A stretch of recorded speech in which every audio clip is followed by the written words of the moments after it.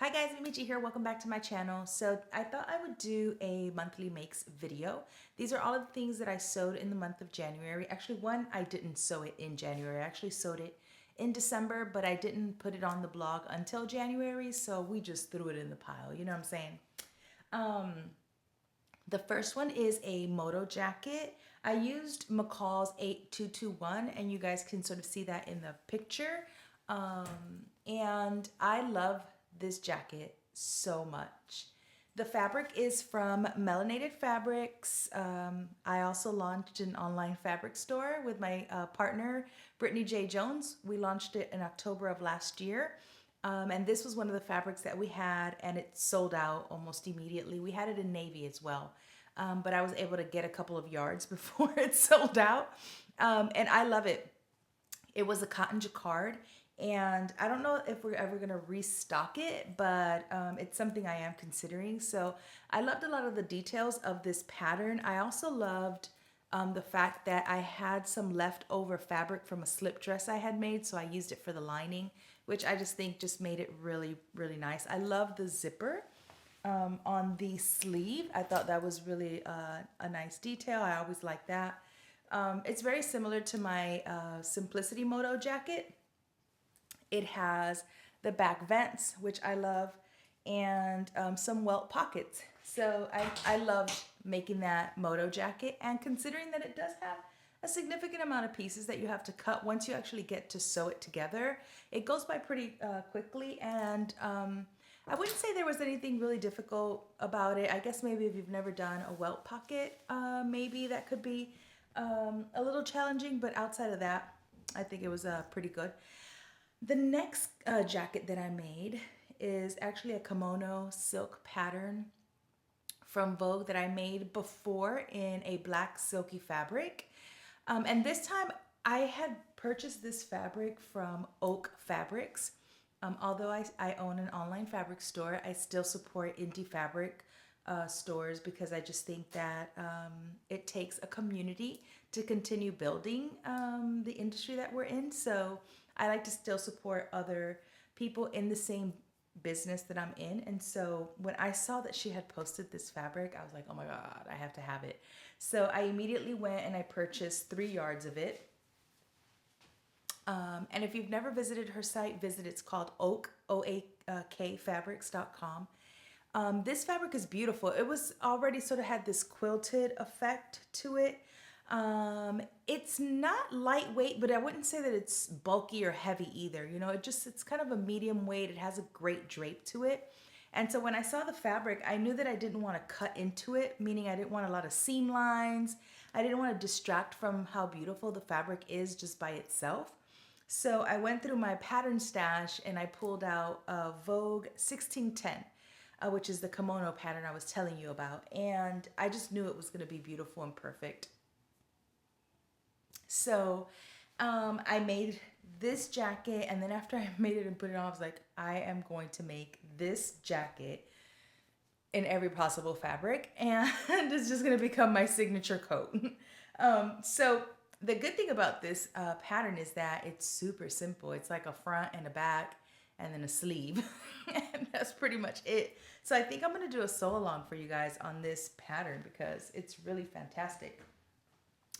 The next dress I made is McCalls 7834, and I've made this dress before in another mixed print actually, but I did the long maxi version. This time I just did the short flirty version. And I did a mixed print. So if you guys don't know, I released a fabric line with Riley Blake last year. And these are 2 of the prints from my collection. So I decided I would mix them together. Same print, different colorway. And it's just really fun. It was a fun dress. I did a Watch Me Sew video for this, which you could probably still see on my channel. Now this next dress was a huge hit. It's McCall's 8139, and it's my faux leather dress. So I posted this. I actually made it, and then it was hanging in the background of some of my YouTube videos, and people were like, yo, what about that leather dress? So here it is. This is the dress that I made. I love this dress. I love it so much that I have some red faux leather fabric that I'm going to use um, for another version of this dress because it's just it's so good. And it's easy. It's just a shirt dress. So if you've made a shirt dress before, this shouldn't be any problem at all. Outside of maybe fitting it to your body as you're sewing, there's really nothing major that you have to worry about. Because was working with faux leather on that blog post, there are some tips that I shared on what needle to use, what to do, maybe just some tips and tricks to help you. So with faux leather or leather if you've never done it before. But like I said, it was a pretty easy sew and it looks amazing on. The fabric, this actually was from Joann's. I had gotten it in 3 different colors a while back when I saw it, and it feels really soft, sort of like a lambskin, which I really liked because some faux leather looks too faux, but this one looked pretty good. So the next set was actually a pants and a top that I made using fabrics from my fabric store, Melanated Fabrics, and me and Brittany were just like over the moon about these colors. We both loved the corduroy and the plaid, so I thought I would combine them. So let me show you the pants first, and you can see them in the pics. But so I made my high waist, wide leg simplicity pattern. So I have a simplicity pattern. It's I always forget my pattern numbers. 8655.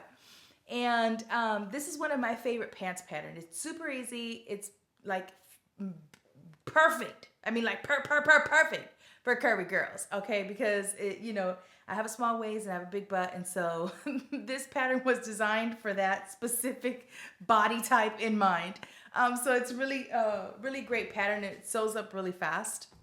And then I had about 1.5 yards of this plaid. We didn't have a whole lot of yardage of it, and so I didn't want to take too much of it. So I only took 1.5 yards, and really Brittany and I only take fabric from inventory to make things to show you guys what it looks like made up, because we know that that's sort of how maybe you need to see fabric sometimes made up to see, oh, that's what I could use it for. And so whenever we feel like, oh, let's make something, we'll take as little yardage as possible. So I took about 1.5 yards, and I decided I was going to make the cielo top by Closet Core Patterns. I love this little top. It was a lot of fun. Now, if you're familiar with the top, you'll probably notice that there's a pleat in the middle of mine. That was actually something I ended up doing because after I cut it, although I did cut the right size for me, there was just a lot of space in that center front. And so it was gaping. And so I decided, well, I'm just going to take in a center pleat and make it a design feature. And that worked out. I also like that it's lined. So it was just really cute, and I cropped it more because my pants pattern is really high-waisted. So I cropped the cielo top a bit more than I think comes in the pattern. Probably, I think I took about 3 inches off. And then the last one I made was also one of my patterns for simplicity. It's pattern 8994. It was my teddy bear jacket. And the only thing I did was I lengthened it and I widened the rib knit at the bottom. So this is the jacket. I changed the pockets a bit and I just did them patch pockets instead of the pocket in the flap that is in my original pattern. I used a really colorful lining. I actually had this in my stash for quite some time and it just worked really well. And then the other thing I did, like I said, is I widened the bottom. I wanted to give it a more dramatic effect. And I had seen this jacket online that had a really wide rib cuff at the bottom. And I thought, well, that's really cool. So I basically just slashed and extended my pattern to make it longer because the original pattern is at your waist. And then I slashed where the rib knit would be going for the waistband. And I just extended that as well.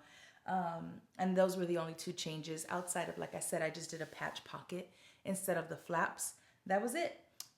So it seems like I did a whole lot in January, but I generally get to sew a bit more than that, but I've been really busy with new programs and new projects and stuff, so I haven't had a whole lot of time to sew.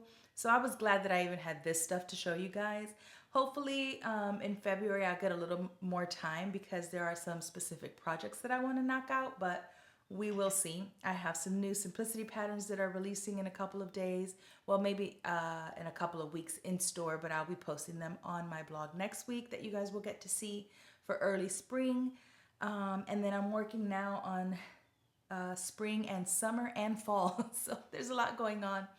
Anyway, if you want to see more details on each of these, I will link the blog post in the description box below. And as usual, thank you so much for watching, and I'll see you guys again soon.